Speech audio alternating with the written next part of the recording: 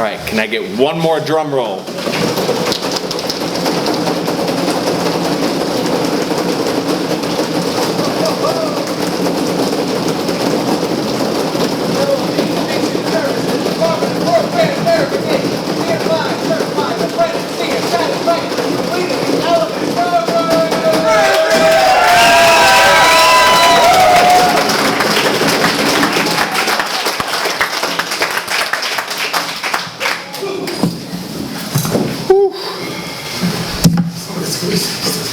Oh man, what a long, strange trip. I was admitted to the hospital on Friday. Alcohol poisoning again, heart attack. I don't remember much about that. I remember waking up Saturday morning and being told that I needed to go to detox, getting phone calls from family members saying that I would never see my son again, and that I needed to do something. And of course, the mindset I was in at the time was I didn't feel worth anything. I was completely emotionally bankrupt on so many different levels. So I was drinking Sunday night, and I was watching, I think, Adventures in Babysitting.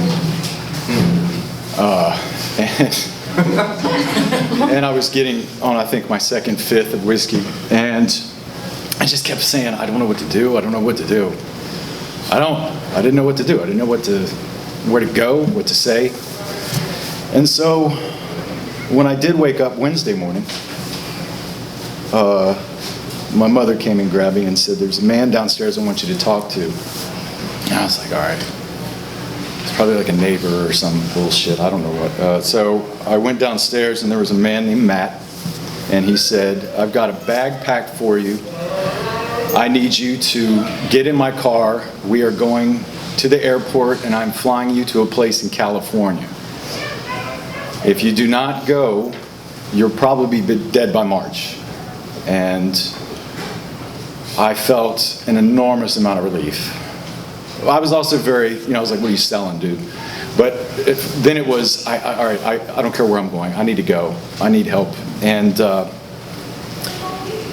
I got here on a Thursday, pretty inebriated and very confused.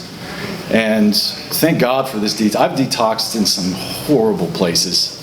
Jail cells, hospital beds, handcuffed, white padded cells. But that view up there's something about it, and it's the people, even the clients I was up there with. We all were kind of experiencing something, and it was very important. All I wanted was a picture in my wallet of my son. And I was sitting on the couch watching Animal Murder. And I think it might have been Dean or Jeff just did this, hey, were you looking for this? And it was a picture of my kid, and I lost my shit.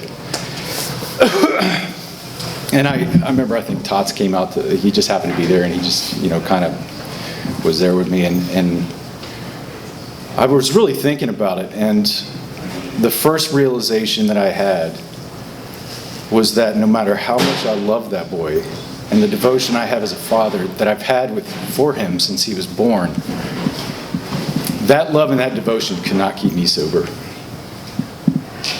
I drove intoxicated with him. He yelled at his mother when I was intoxicated.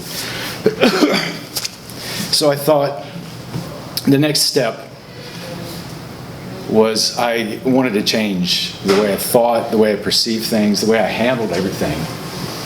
And I said, I'm really going to listen, and I really want to do something different. And I made a very strong, conscious decision to look at this thing as life or death, and to see what this place had to offer. Because, like Matt was saying, I've been at least 10, 15, since I was 12, programs, rehabs, boys' homes, jail, mental hospitals.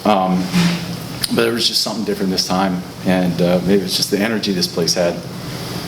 And I said I had one goal in mind. I wanted to come down from detox, and I wanted to be able to sit, and I found a place right here by the laundry room, and I wanted to be by myself and be comfortable, just comfortable.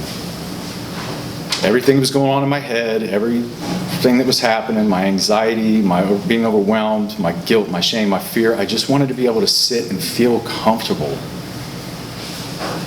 And I eventually got to that process, but how I did it was I followed the basic, most simplest things. And this program is a very simple, very easy program for hard-headed, complicated people.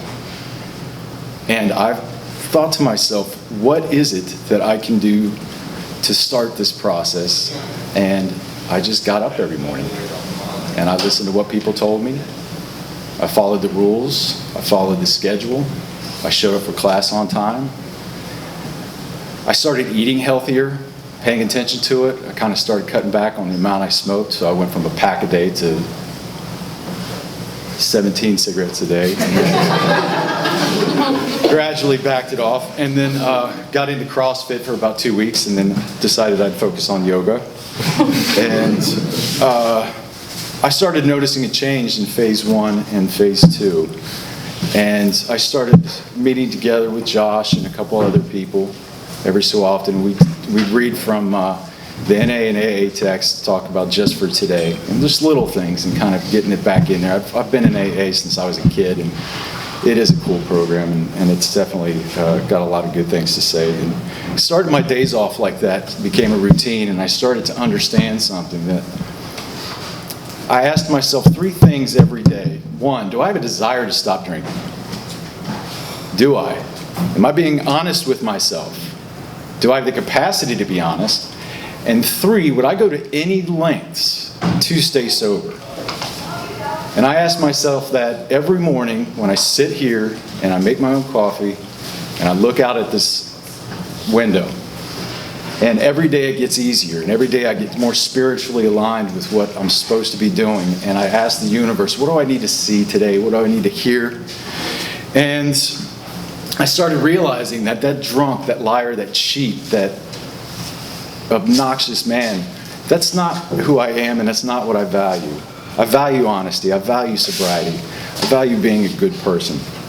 The clients here helped me tremendously. I did most of my work talking with people in the courtyard, talking with people on the benches, talking with people down at the Hook, which I'm telling you, it's my home away from home, and I love those people dearly.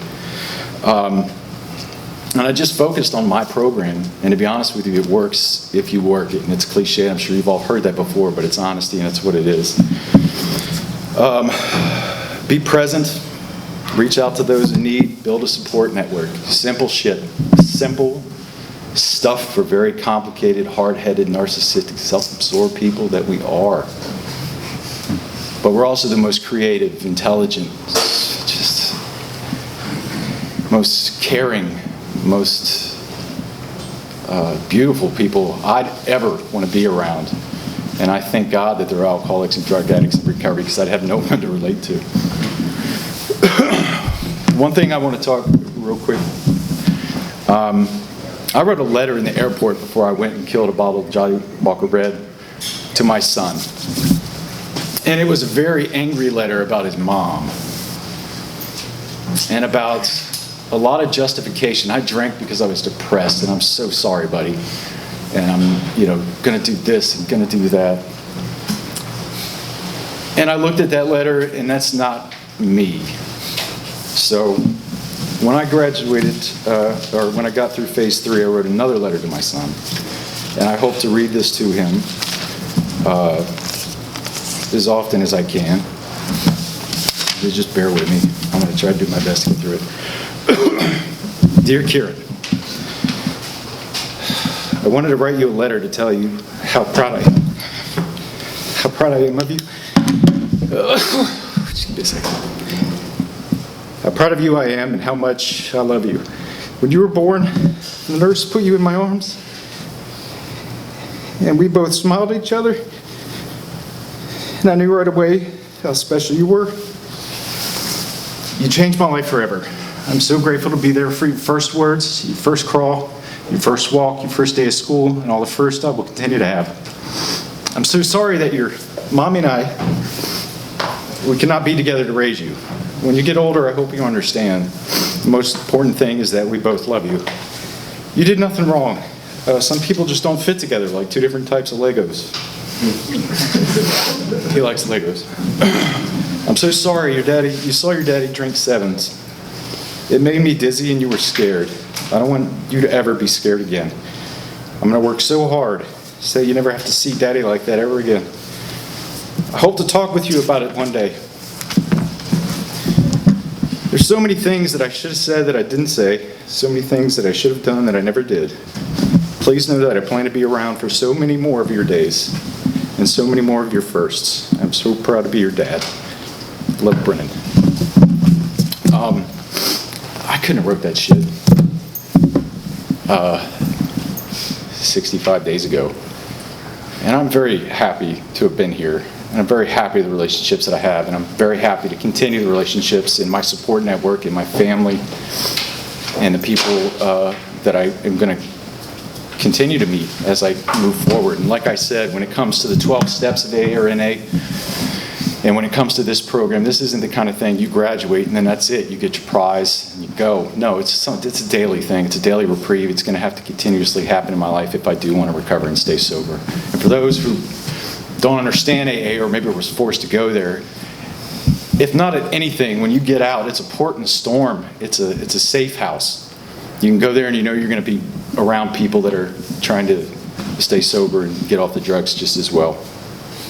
Thank you, Elevate, very, very much. I really appreciate everything that this place had to offer, and I wish everybody the best. Detox, guys, hit the ground running. I love everybody. Thank you.